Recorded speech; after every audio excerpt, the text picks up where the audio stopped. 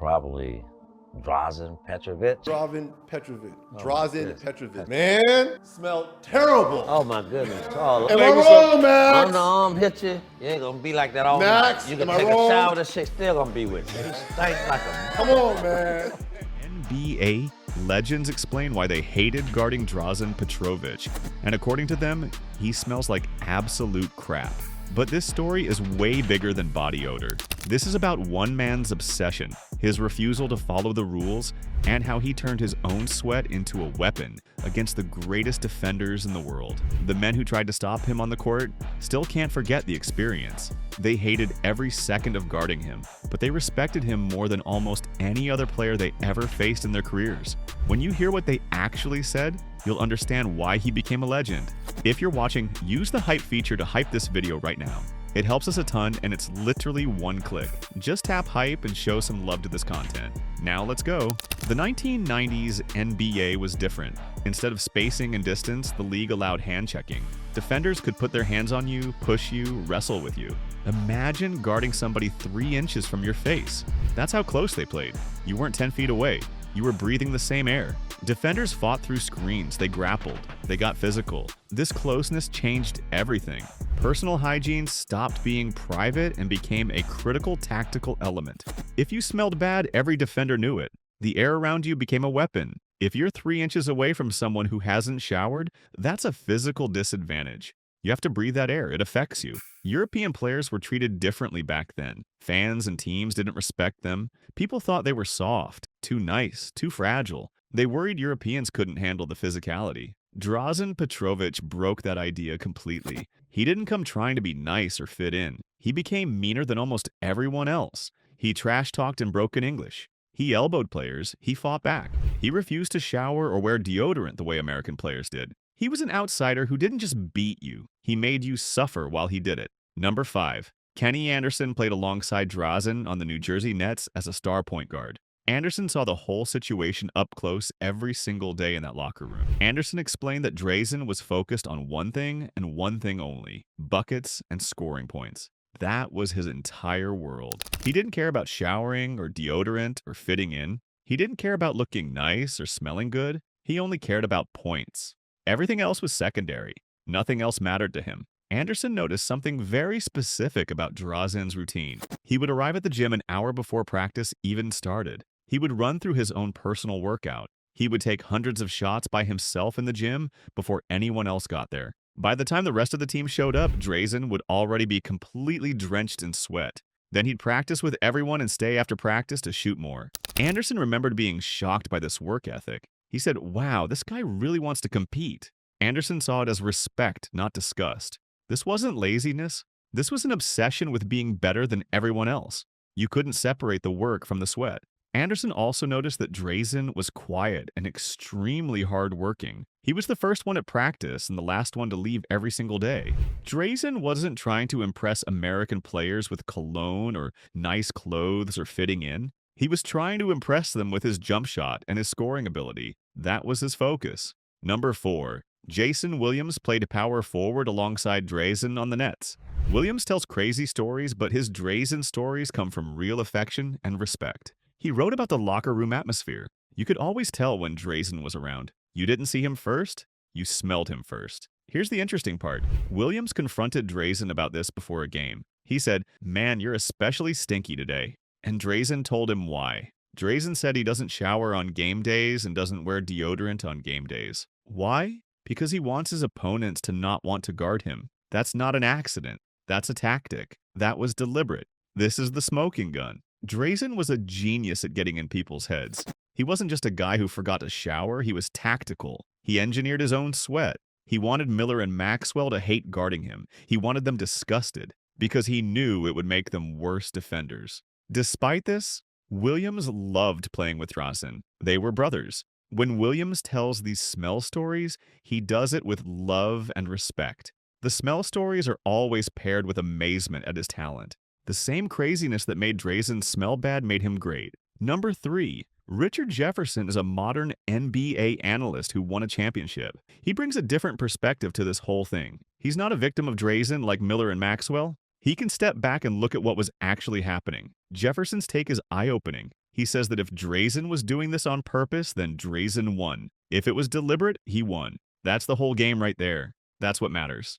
Jefferson explains that in high-level sports, players are always looking for marginal gains. These are tiny edges, small advantages that matter. If a defender hesitates for just 1/10 of a second because something smells bad, that's a winning advantage. That's the difference between making a shot and getting it blocked. Jefferson points directly to Drazen as the prime example of someone using this tactic. He says that Reggie Miller agrees with this take. Jefferson goes deeper into the psychological side. He talks about something called the dark arts in basketball. These are the dirty tricks nobody talks about out loud. Trash talk is psychological warfare. Intimidation is another form, but biological warfare is different and more subtle. Using sweat and odor as a weapon is grimer. Jefferson says that while NBA teams have access to the best facilities, some players pride themselves on being messier than others. Some players deliberately refuse to follow grooming standards.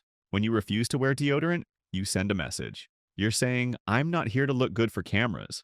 I'm not here to fit in. I'm here to win. I'm here to do whatever it takes. That message is intimidating. The refusal to follow social rules is a form of power.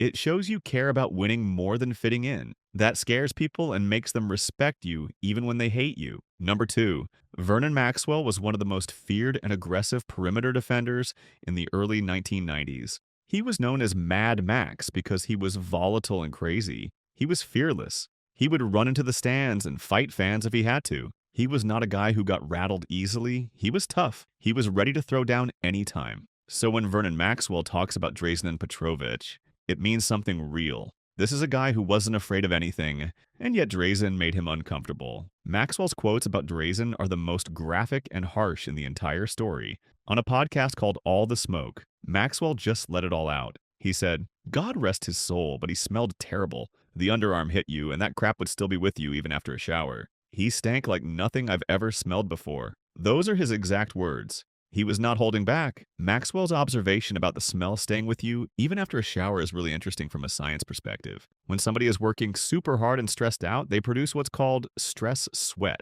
This is different from regular sweat. It comes from different glands. The compounds in stress sweat are really pungent and persistent. They stick around. Drazen was known for being manic about his work. He was always pushing himself to the limit. He was probably producing tons of this stress sweat. For a defender like Maxwell, who played right up on Drazen, who was chest to chest with him, sweat transfer was inevitable. You couldn't avoid it. Maxwell describes something called the underarm hit. This is when a shooter rises up to take a jump shot. His elbows flare out. His armpits are exposed right in the face and chest of the defender. Maxwell would be right there trying to block the shot, diving in to stop it, and his face would go right into that area. That's the underarm hit. And according to Maxwell, that's where Drazen's smell was the worst. The fact that the smell wouldn't wash away is important. That wasn't just about the physical smell, that was about psychology too. It was contamination. Maxwell felt marked by the experience. To guard Drazen was to carry him home with you. You couldn't wash it away. You carried that loss with you. That generated real resentment. Maxwell made a comparison that absolutely blows your mind. He said he would rather defend Michael Jordan than Drazen Petrovic. Think about that for a second. Michael Jordan is the greatest basketball player who ever lived. He's a killer. He embarrasses people. He dunks on them. But Maxwell is saying he would rather guard him than guard Drazen? That's shocking. Maxwell explained why. He said Drazen scored on him in every way possible. You couldn't give Drazen an inch of space or he would hurt you. The combination of Drazen's skill and the assault on his senses was too much. Jordan would embarrass you, but at least you could breathe. With Drazen, you had to suffer the smell while he was burning you. Number 1, Reggie Miller was one of the greatest shooters and one of the greatest agitators in NBA history. Miller made a whole career out of being the villain. He loved making opponents lose their cool. He thrived on getting in people's heads. Trash talk was his life. But when Reggie Miller talks about his career, there's one player he comes back to again and again. One player he calls his singular nemesis. That player is definitely Drazen Petrovic. The word nemesis is important here. A nemesis is not just a rival. A nemesis is not someone you beat sometimes and lose to sometimes. A nemesis is an opponent who you cannot conquer. A nemesis is someone who brings out your weaknesses and exposes them. Miller says, "To this day, I tell people he was my hardest cover and I hated him. He drove me absolutely mad with his antics." Those are his words. He really couldn't stand playing against this guy. He couldn't figure him out. The reason Miller calls Drazen his nemesis is actually profound. Against other great players like Michael Jordan or Kobe Bryant, Miller knew he was physically outmatched. But Miller could still compete mentally. He could trash talk, he could get in their heads, he could frustrate them, he could use psychology to level the playing field. But against Drazen, Miller's usual tricks didn't work. Drazen was operating on a completely different frequency. He had a language barrier. He didn't understand half of what Miller was saying in English. And more importantly, he was so focused on scoring buckets that he wasn't even paying attention to what Miller was saying. Miller's whole game was based on cardio and endurance. He would run defenders off screen after screen after screen. He would use speed and conditioning to wear people out. Oxygen intake is critical for a player like that. But when Drazen is, they're producing this unbearable odor that's physically restricting. You can't breathe right. You're gasping. Your lungs are burning. Miller described the exact cycle that happened over and over again during their matchups. First, Drazen would run Miller into a hard screen. Usually it was set by a big, strong forward like Derek Coleman. Then Miller would have to chase over that screen, gasping for breath because he's been running all game. When he finally caught back up to Drazen, that's when the smell hit him.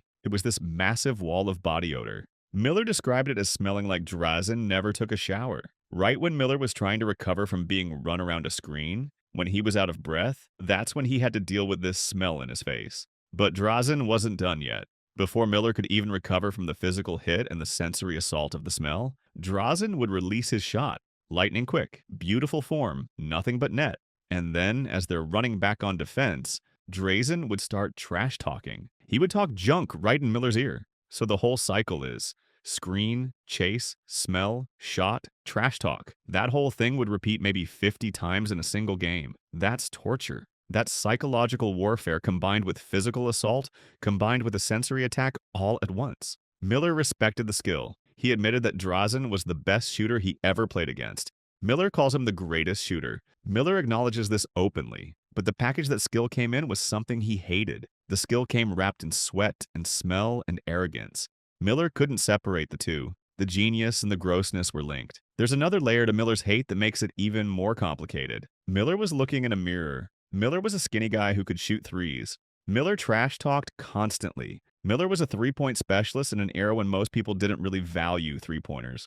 Drazen was skinny, could shoot threes, trash-talked in his own way, and was also a three-point specialist. But Drazen added one thing Miller didn't have. Drazen smelled terrible. And somehow that made him even more threatening. That made him a better player in Miller's mind. That made him the one guy Miller couldn't figure out how to beat. This whole story comes together around one central truth. In the 1990s, the NBA was a close-quarters, hand-checked, brutal league where opponents had to guard you from 3 inches away. Drazen Petrovic took advantage of that environment completely. He weaponized everything about himself. He used his skill, yes, but he also used his body, his sweat, his smell, his intensity, and his deliberate refusal to follow social rules. He made defenders physically uncomfortable. He made them mentally uncomfortable. He made them emotionally uncomfortable. He assaulted them on every sensory level possible. The legends who played against him remember him not just as a great shooter, but as a total experience.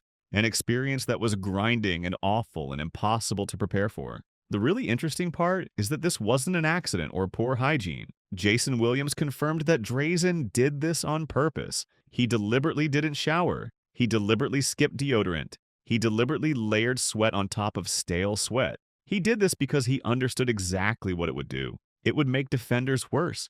It would make them hesitate. It would make them weaker. In a game where everything comes down to inches and milliseconds, that hesitation is the difference between winning and losing. These legends all respect him now. They call him the greatest shooter. They say he was the hardest player to guard. They rank him harder than Jordan to defend. They acknowledge his legend completely, but they'll never forget what it was like to be in that atmosphere with him. They'll never forget the smell or the intensity or the refusal to play by normal rules and social conventions. That's what made him a legend. It wasn't just his wrist and his form and his footwork. It was his will. It was his obsession. It was his unwillingness to accept defeat or comfort or social convention. He wanted buckets more than he wanted anything else in the world. And he was absolutely willing to be the villain to get them. That's the real Drazen Petrovic story.